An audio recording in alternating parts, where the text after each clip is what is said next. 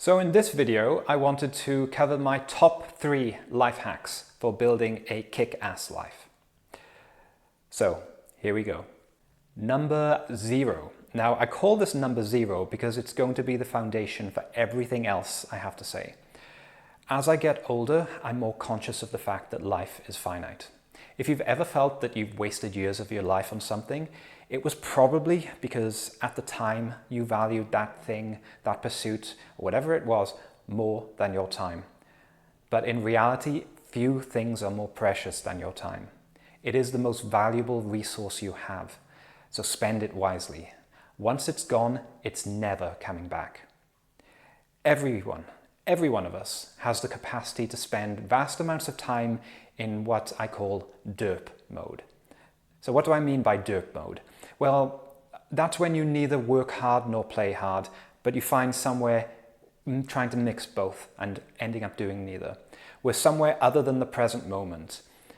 Instead of this, try to work hard when it's time to work, and then when it's time to have fun, really have fun with something which is high quality fun for you, something you really enjoy. Don't accept mediocrity in any of your life. Your time is worth more than that. You are worth more than that. So number 1, get enough sleep. One of the biggest contributors to putting us into derp mode is tiredness. We certainly don't have the strength of will to live a kick-ass life if we're tired all the time. Now, there are reasons to be tired which are outside of our control. Reasons which interfere with our sleep, such as noise, illness, stress which we don't immediately know how to deal with. But the point is not to never have interrupted sleep, but to simply reduce the reasons to those which are unavoidable. Everyone knows their own bad habits which interfere with their sleep. My worst is doom scrolling. So when I get tired and bored, it's so easy to turn to social media and keep scrolling. And the scrolling never ends. There is always more to read, watch, engage with.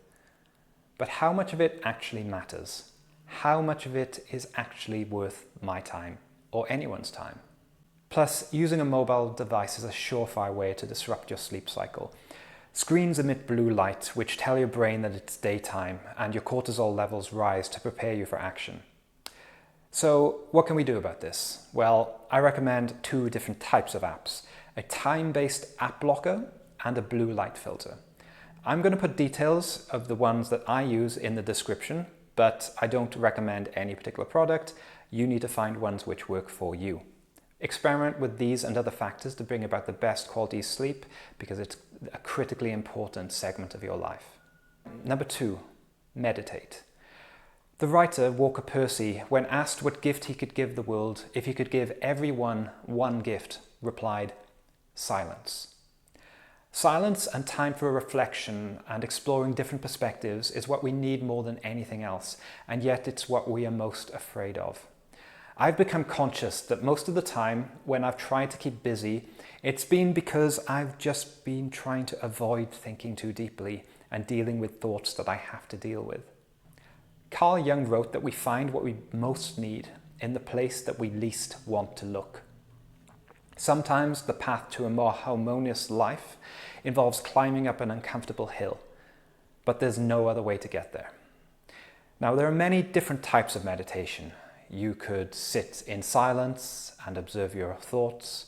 You can focus on your breathing or a particular image or sound. You could do yoga or dance and seek full presence in every sensation. Find what works best for you and take time to process your thoughts and feelings and refresh your mind through it. There's nothing worse than staying in the same rut, and there's nothing more important than to take part in your own evolution and to move yourself forwards. Number 3, expand your comfort zone. We are all biologically programmed by virtue of evolution to try to be as comfortable as possible, to conserve energy and conserve resources. For most of the history of humanity, and for many people in the world today, life was not and is not comfortable. However, In the comfortable Western world, it's easy to settle into feeling comfortable and feelings of instant but temporary gratification.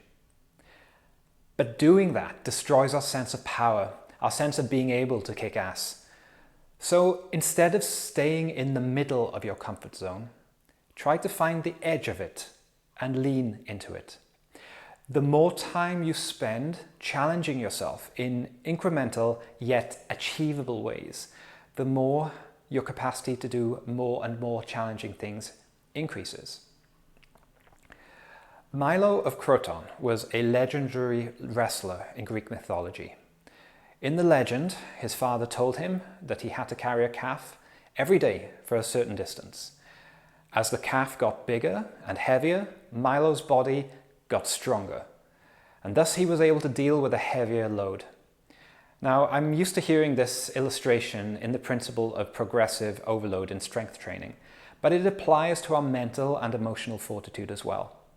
So, start making a habit of choosing the more difficult option, whether that's getting fitter and stronger, learning a new language or a new skill, taking cold showers, or whatever could be difficult but achievable for you.